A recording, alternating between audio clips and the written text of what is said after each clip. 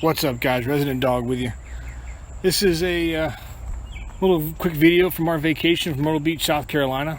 We decided to do one of the party boat or head boat fishing trips. This was the Voyager out of North Myrtle Beach, South Carolina. Big boat. Here's my son and my daughter and me. Tell my daughter to wave to the camera. She has no idea who she's waving at. It's kind of funny.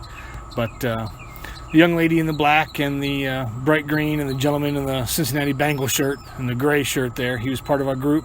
There was 6 of us that went out on the trip. Wasn't a bad trip. This is coming out of the inlet, heading out about 4 or 5 miles is all we went.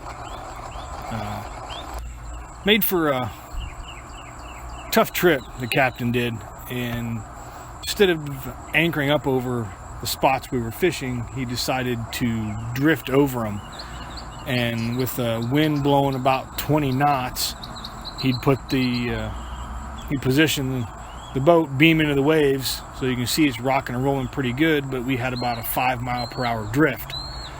Even using the 12-ounce sinkers we were using on the dropper rigs, it made it damn difficult to keep your bait on the bottom. I don't know why he just drifted and drifted and drifted and didn't decide to anchor. It would have made for easier fishing, but I digress. As you can see, we're catching a bunch of small sea bass. Out of 40 people on the entire boat, I think there were maybe 3 or 4 keepers that were caught.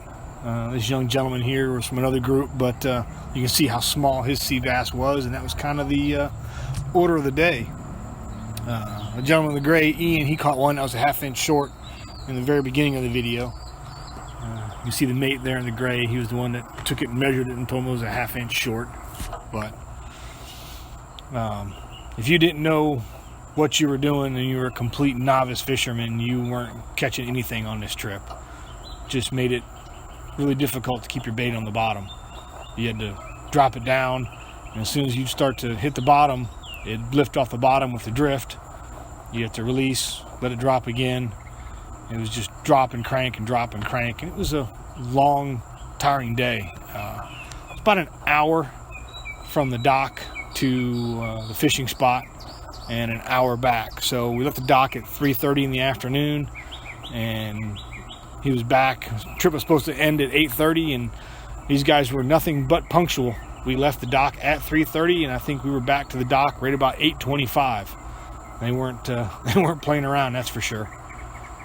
We did another one of these trips, my son and I, out of Cocoa Beach, Florida, last summer, and had a much better trip, even though we were standing elbow to or shoulder to shoulder with the person next to you on the boat, and they had a full boat. This was coming back in, beautiful sunset, obviously looking west, going up the intercoastal waterway. Thought it was kind of funny. I looked at this ship tied up here to the side, and I saw the Big M Casino, and I went, well, that's interesting. We've got a Big M Casino back home.